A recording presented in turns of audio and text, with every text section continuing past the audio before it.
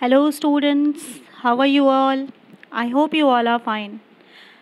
Students, today we are going to start a new chapter of geography, and that is motions of the earth. In this chapter, we will read rotation of the earth, circle of illumination, revolution of the earth, equinoxes, and cycle of seasons. So, students, now we are going to start.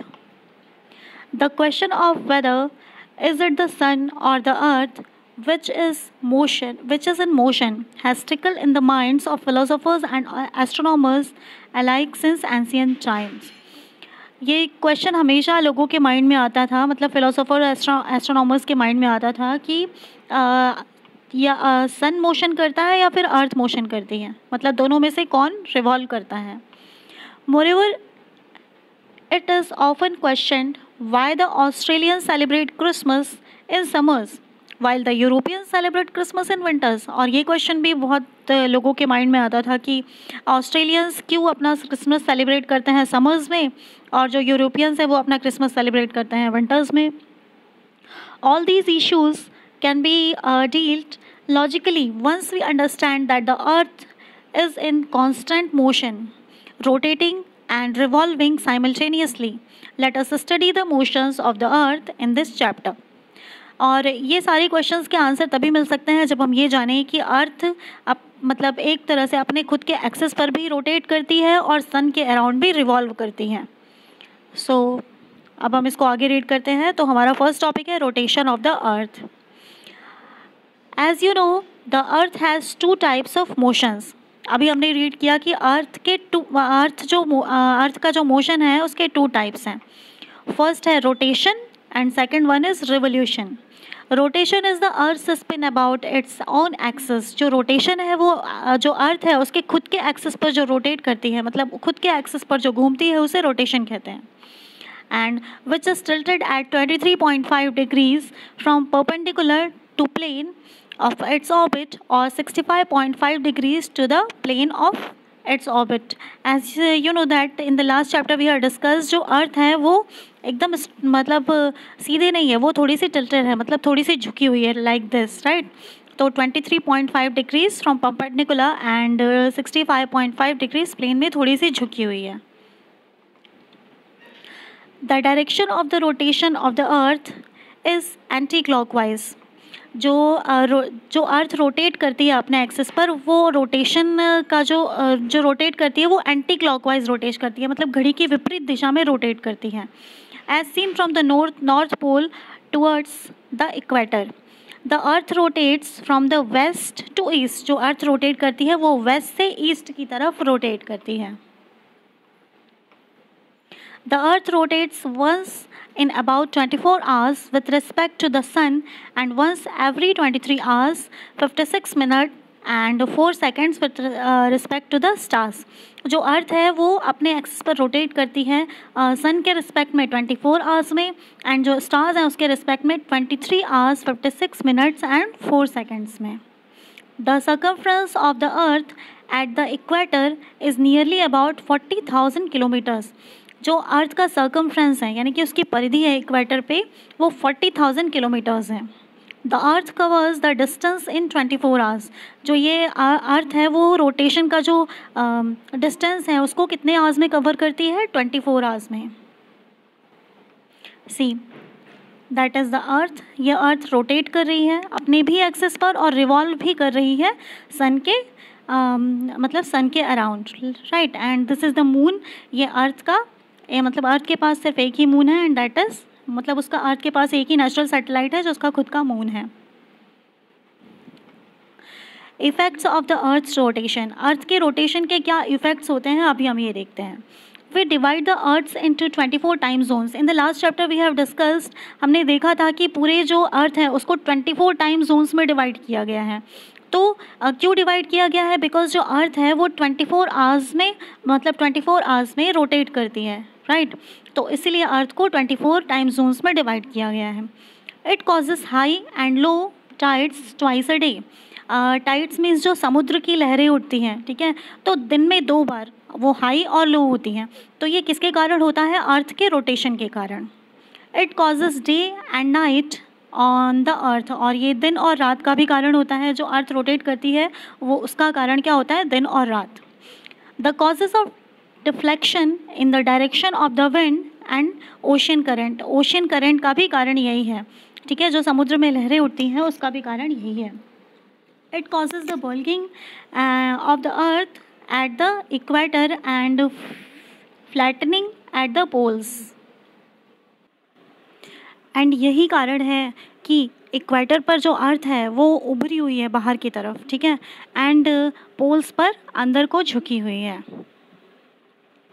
Circle of illumination, the circle that divides day from night on the globe is known as circle of illumination. Circle of illumination means जो day और night को divide करता है पूरी मतलब globe पर, right.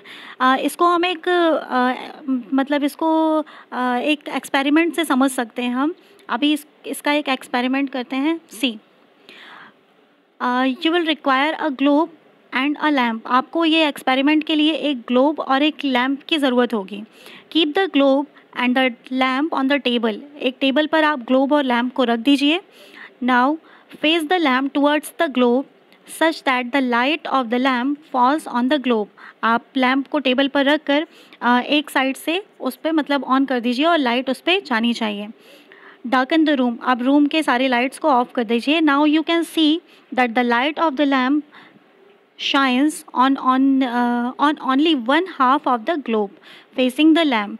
और अब आप देखेंगे कि आप वो जो लाइट आप डाल रहे हैं, ठीक है, वो जो लैम्प की लाइट है वो ग्लोब के सिर्फ एक पार्ट को, हाफ पार्ट को कवर करती है, ठीक है, और जो उसके पीछे का पार्ट है वो डार्क ही रहता है। ओके, अभी उसको डी पॉइंट दे दीजिए, जो डार्कन पॉइंट है। Here the globe represent the earth and the lamp the sun. यहाँ पर अभी जो ग्लोब है वो अर्थ को रिप्रेजेंट कर रहा है और जो लैम्प है वो सन को रिप्रेजेंट कर रहा है, right. Rotate the globe from west to east. अब अपने ग्लोब को, क्योंकि अर्थ भी वेस्ट टू ईस्ट रोटेट करती है, इसलिए अपने ग्लोब को वेस्ट टू ईस्ट रोटेट करिए। Point D will turn towards the sun. अब पॉइंट डी जो डार्कन था अभी वो अब सन के साइड है, यानी कि आपके लैम्प के साइड है, एंड अब पॉइंट डी सन मतलब वहाँ पर सनराइज हुआ। On further rotation, D will face the lamp. At this point, no shadows are noticed. This is called noon. अभी आप वहाँ पर देखेंगे कि वहाँ पर कोई भी डार्कनेस नहीं दिखेगी। जो D वाला पॉइंट था जहाँ पर लास्ट टाइम आपको मतलब नाइट दिख रहा था, ओके, अब वो वहाँ पर रोशनी होगी। At the continue to rotate, we will have darkness approaching D. This is called sunset. अब जब सेकेंड साइड है वहाँ पर जो मतलब डार्कनेस आ चुकी है तो वहाँ पर सनसेट हो चुका है, ठीक है, और जहाँ पर लाइट आ रही है वहाँ पर नून हो चुका है। When D reaches exactly the opposite side of the lamp, it is midnight. जब एकदम अपोजिट D जब एकदम अपोजिट पीछे आ जाएगा तो वो मिडनाइट होगा, मतलब फिर से वहाँ पर एकदम अंधेरा नज़र आएगा। तो ये एक्सपेरिमेंट आप लोग करके देखिएगा। Length of the day and night. Due to the Earth's axial tilt, day and night are not evenly divided. जो अर्थ थोड़ी सी झुकी हुई है अपने एक्सेस पर, इसलिए जो डे एंड नाइट है वो एकदम इवनली डिवाइडेड नहीं है। मतलब ऐसा नहीं है कि 12 आवर्स डे होता है एंड 12 आवर्स नाइट होता है, ऐसा नहीं है, ठीक है। If the earth's axis were perpendicular to its orbital plane around the sun, all places on earth would experience equal duration of day and night. अगर अर्थ एकदम सीधे होती, परपेंडिकुलर होती लाइक दिस, एकदम सीधे, तो डे एंड नाइट मतलब क्योंकि सन की जो रेज है वो चारों तरफ एकदम इक्वल पड़ती, तो 12 आवर्स का डे होता है एंड 12 आवर्स की नाइट होती, बट ऐसा नहीं है क्योंकि वो थोड़ी सी टिल्टेड है लाइक दिस, झुकी हुई, तो सब पर एकदम बराबर जो रेज है वो नहीं पहुँचती सन की। Now every day during the year and there would be no seasonal variation, but due to, और अगर ऐसा होता तो यहाँ पर कोई भी सीजनल वेरिएशन नहीं होता, ठीक है। जैसे अभी सीजन्स होते हैं, बारिश, ठंड, गर्मी, ठीक है, समर्स होती है, विंटर्स होती है, ठीक है, मानसून आते हैं, तो ये सीजनल वेरिएशंस नहीं होते।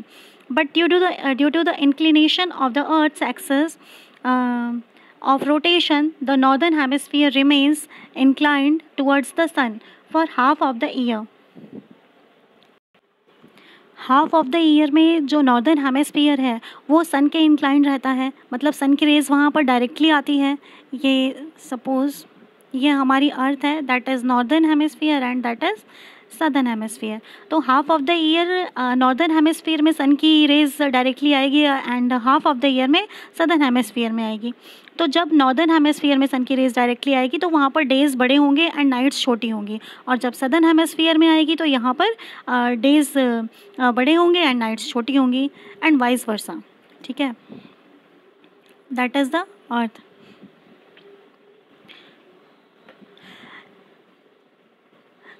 This reverses during the other part of the year when southern hemisphere experiences longer days and shorter nights. I have already told you. ठीक है, जब southern hemisphere में मतलब inclined रहेगा सन तो वहाँ पर days बड़े होंगे and nights छोटी होंगी. This is one of the factor that causes different seasons across the world at different times of the year. और ये इसका कारण ये है कि जो वर्ल्ड है, मतलब जो अर्थ है, उसके डिफरेंट पार्ट में डिफरेंट सीजन्स हमें देखने के लिए मिलते हैं पूरे ईयर में। It is only at the equator where the length of days and nights are always equal. और इक्वेटर ही एक ऐसा पार्ट है अर्थ पे जहाँ पर डेज एंड नाइट हमेशा इक्वल रहते हैं, क्योंकि जो सन है वो देखिए यहाँ पर आप, सन है उसकी रेज़ यहाँ पर, ये इक्वेटर है, इक्वेटर पर सन की रेज़ हमेशा सीधी पड़ती है, राइट। तो आई होप आपको ये समझ में आ गया होगा, क्लियर। आप लोग इस चैप्टर को 2 से 3 बार रिवाइज़ करिएगा, ठीक है। And stay happy, stay healthy and have a nice day.